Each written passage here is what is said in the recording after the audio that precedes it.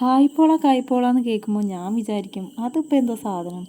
അങ്ങനെ നോക്കുമ്പോഴാണ് കായ്പോളേൻ്റെ റെസിപ്പി ഭയങ്കര സിമ്പിളാണ് കണ്ടത് കേട്ടോ. അപ്പം എന്നാൽ പിന്നെ ഉണ്ടാക്കി കളയാമെന്ന് വിചാരിച്ചു. പിന്നെ ഇത് മലബാറുകാരുടെ ഒരു സ്പെഷ്യൽ വിഭവം കേട്ടോ. അപ്പോൾ അതേ പഴം ഇതുപോലെ ഒന്ന് അരിഞ്ഞെടുക്കുന്നുണ്ട്.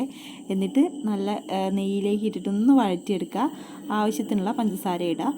ഇതുപോലെ കളറ് മാറി വരുന്ന സമയത്ത് നമുക്ക് ഫ്ലെയിം ഒന്ന് ഓഫാക്കാം. ഇനി അതേ പാത്രത്തിലേക്ക് തന്നെ ഞാൻ കുറച്ച് നെയ്യൂടെ ഒഴിച്ചെടുക്കുന്നുണ്ട്. അതിലേക്ക് അണ്ടിപ്പരിപ്പും മുന്തിരിയും കൂടെ ഇട്ടിട്ട് ഒന്ന് റോസ്റ്റ് ചെയ്തെടുക്കണം കേട്ടോ. ഇനി നമുക്ക് അടുത്ത പരിപാടി, ഒരു 3 കോഴിമുട്ട എടുത്തിട്ടുണ്ട്. അതിലേക്ക് കുറച്ച് പാലും കൂടെ ചേർത്ത് കുറച്ച് ഏലക്കാപ്പൊടിയും പിന്നെ പഞ്ചസാരയും കൂടെ ചേർക്കണം കേട്ടോ. പഞ്ചസാര ഇതിന് വീഡിയോ എടുക്കാൻ വിട്ടുപോയതാണ്. പിന്നെ കുറച്ച് ഉപ്പും കൂടെ ചേർത്ത് അരച്ചെടുക്കാം. പിന്നെ അതെ ആ സെയിം പാനിലേക്ക് തന്നെ വീണ്ടും കുറച്ച് നെയ്യാക്കി കൊടുക്കുന്നുണ്ട്. ഇനി നമ്മൾ നേരത്തെ തയ്യാറാക്കി വെച്ചിട്ടുള്ള പഴമില്ലേ, അതും കൂടെ ഒന്ന് ചേർത്ത് ഒന്ന് നിരത്തി വെച്ച് കൊടുക്കുക. പിന്നെ നമ്മൾ നേരത്തെ അടിച്ചെടുത്ത മിക്സില്ലേ, അതും കൂടെ അതിൻ്റെ മുകളിലേക്കൊന്നങ്ങ് ഒഴിച്ചു കൊടുക്കുക. അപ്പോൾ അത്രയേ ഉള്ളൂ കേട്ടോ സംഗതി.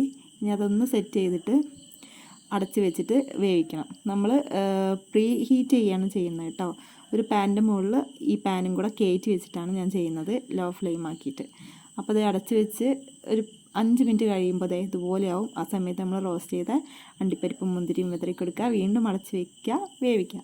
അപ്പോൾ കണ്ടോ 10-15 മിനിറ്റിൻ്റെ ഉള്ളിൽ നമ്മുടെ കായ്പോള റെഡി ആയിട്ടുണ്ട് കേട്ടോ. അപ്പോൾ നമ്മൾ പ്രീ ഹീറ്റ് ചെയ്തെടുക്കുന്നതുകൊണ്ട് കരിഞ്ഞു പോകുന്നൊന്നും ആരും വിഷമിക്കേണ്ട. അപ്പോൾ അടിപൊളി ടേസ്റ്റാണ്. എന്തായാലും ഒന്ന് ട്രൈ ചെയ്ത് നോക്കാം കേട്ടോ. എല്ലാവർക്കും എന്തായാലും ഇഷ്ടപ്പെടുന്നതാണ്. അതെന്തായാലും തീർച്ചയാണ്. അപ്പം എല്ലാവരും ഒന്ന് തയ്യാറാക്കി നോക്കുക, ഫീഡ്ബാക്ക് അറിയിക്കുക കേട്ടോ.